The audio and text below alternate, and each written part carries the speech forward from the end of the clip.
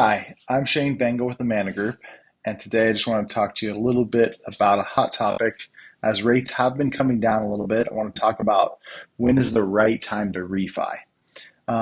If you purchased your house, I would say in the last 6 months to 2 years, you may have a little bit higher interest rate on your mortgage loan than what is currently offered in the market. Commonly, what I'm seeing is people with rates between 6.75 all the way up to like 7.25.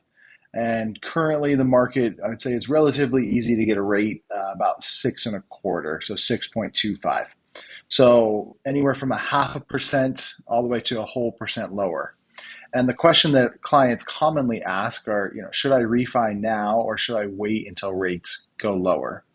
And honestly, that is a little bit of an involved question. A lot of it uh, dictates on what are you doing with the property? What's your long-term plan? Do you need better, more monthly cash flow right now? Would that help you in your monthly budgeting? So you start to begin to ask these questions, and we kind of get to some answers. I'll give you some breakdown on cost, what it costs to refi, generally speaking, and what you're trying to accomplish. So one of the big things that's going on right now, and I would say is a smart plan, and I recently did it on my primary property, is more of a strategic refi. So if you're in a 30-year mortgage, which is the most common, you can look and say, okay, I have this 30-year loan and rates have come down. Interest rates on shorter term mortgages are even lower. So if you go to a 25, to a 20, to a 15, or even all the way down to a 10-year, you're going to get a lower rate than 6.25. You could get all the way down to like a 5.5 interest rate, and the amount of savings is substantial. So a strategic refi just says, okay, I'm at this rate. What can I keep my monthly payment the same, but reduce my mortgage term in years? So if you have a 30-year mortgage, you more than likely, if your rate was around 7%, you could relatively easily drop that to a 20-year payment, have a lower interest rate, but your monthly payment would be roughly the same, give or take a little bit, maybe slightly cheaper, maybe slightly more, but you could drop 10 years off of that mortgage by doing a strategic refi. So that's an option for some people. If you need better cash flow with the month-to-month basis, right? With inflation, groceries cost more, gas costs more, insurance costs more, everything's gone up. So it'd be nice to find some, an additional $100, $200, $300 a month saving in your mortgage payment. If you are at that, upper echelon of where rates are at, I would say 6.75 and above, roughly speaking, you could drop your monthly mortgage payment.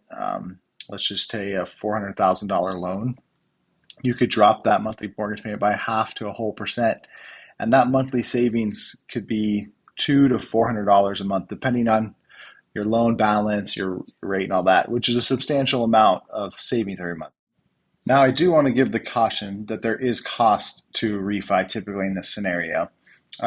So on average, I would say it's about 1% of whatever you're refining. Now, that's a rough estimate, can be more or less. There are lenders that have programs that offer free no cost or no point refis because they want to keep your business. So I'd definitely check with whoever you originated your loan with and see if they have a low cost or no cost refi option, or even just a rate and term refi that they would maybe handle it all just in the back of the house behind the scenes. So if you are in that scenario where you're looking and saying, hey, it's going to cost us, let's say our loan balance was $400,000. It's going to cost us about $4,000 to refi. Part of the question that you work out then is, okay, well, when does that payoff make sense for me? If you were going to save $400 a month, then that $4,000 cost starts to tip in balance in your favor at month 10. If you're only going to save $200 a month, then it would be month 20. Then that becomes a question, okay, are we going to move in 10 months? Are we going to sell? Or are we going to stay here? Then that drives whether you would do the refi. Okay, well, we plan on moving in a year and a half. Okay, maybe the $4,000 cost for the refi doesn't quite make sense. Now, we know we're definitely going to be here longer than 10 months, so that starts to make sense. The The cost, don't get caught up, that cost, that $4,000 cost is usually built into the loan amount that you refi. So it's not like you need $4,000 cash to complete a refi. Whatever the cost is to complete the refinance will typically be built into the loan. You can pay it up front if you'd like to keep your loan balance the same, so you have that option. There are lots and lots of options when it comes to loan refinancing and how that works. If you have questions or just want to go over a little analysis over your existing loan, whether that has to relate to PMI, refining, any of the questions that come up, I would love to just talk with you, work through your scenario, get some answers for you, and help you in any way possible. Thanks again for watching, and we'll see you soon.